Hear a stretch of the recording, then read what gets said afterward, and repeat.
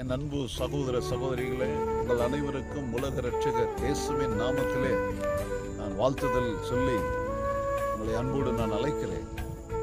திருமறையிலே பிலிப்பியர் 4வது அதிகாரம் வசனம் 6 நீங்கள் வாசித்து பார்ப்பீர்கள் என்று சொன்னால், அதிலே இருக்கிற முதல் பகுதி என்ன சொல்கிறது என்று சொன்னால், நீங்கள் ஒன்றுக்கும் கவலைப்படாமல் எல்லாவற்றையும் ஸ்தோத்திரத்தோடும் வேண்டுதலோடும் ஜெபத்தோடும் விண்ணப்பத்தோடும் தேவனுக்கு தெரியப்படுத்துங்கள் என்று இந்த அழகான வார்த்தை சொல்லுகிறது. அன்பார்ந்தவர்களே, இன்றைக்கு ஒவ்வொரு தனிப்பட்ட மனிதனுடைய வாழ்க்கையிலே கவலை மேற்கொண்டு, குடும்பங்களிலே கவலை, கணவன் மனைவி மத்தியிலே கவலை, பெற்றோர் பிள்ளைகள் மத்தியிலே கவலை, எதிர்காலத்தை குறித்து கவலை, வியாதி குறித்து கவலை, வேலை இல்லாத திண்டாட்டத்தை குறித்து கவலை, பலவிதமான கவலைகள் ஒவ்வொரு மனிதனையும் வாட்டி வதிக்கத்தான் செய்கிறது.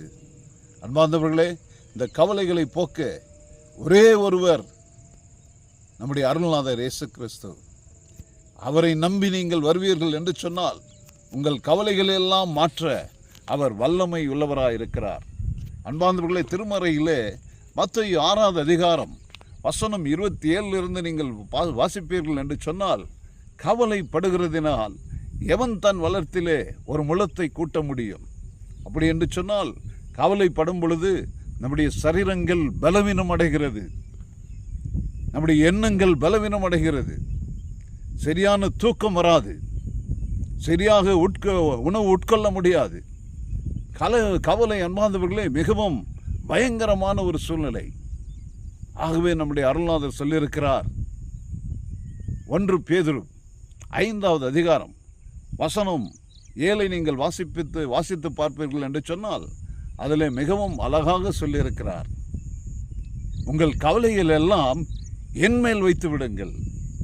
காரணம், நான் உங்களை விசாரிக்கிறவரானபடியால் உங்களுடைய கவலையெல்லாம் என்மேல் வைத்து விடுங்கள். அன்பார்ந்தவர்களே, உங்களை அன்போடு இயேசு கிறிஸ்து அழைக்கிறார். இன்றைக்கு கவலை இல்லாத மனிதன் யாருமே கிடையாது. கவலை இல்லாத குடும்பம் இல்லை, கவலை இல்லாத நபர் கிடையாது. எந்த இடத்தில் போனாலும் கவலைகள். அன்பார்ந்தவர்களே, கவலை நிமித்தம் குடும்பங்கள் உடைந்திருக்கிறது, கவலைகள் நிமித்தம் பிரச்சனை அதிகரித்து கொண்டிருக்கிறது. ஆகவே இந்த நேரத்தில் நம்முடைய அருள்நாதர் இயேசு கிறிஸ்து உங்களை அன்போடு அழைக்கிறார். எல்லோரும் அவரிடத்திலே வாருங்கள்.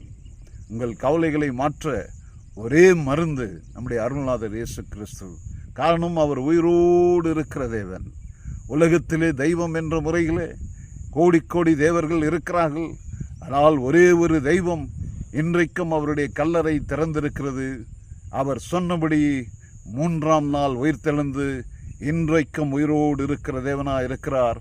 உங்கள் கவலைகளை மாற்ற அவர் ஒருவரே போதுமானவராயிருக்கிறார். ஆகவே என் அன்புக்குரியவர்களே, இந்த வார்த்தைகளை யாரெல்லாம் கேட்டுக்கொண்டு இருக்கிறீர்களோ அனைவரும் உங்களை அன்போடு நான் கேட்டுக்கொள்கிறேன். உங்கள் கவலையெல்லாம் அவருடைய பாதத்தில் வைத்து விடுங்கள்.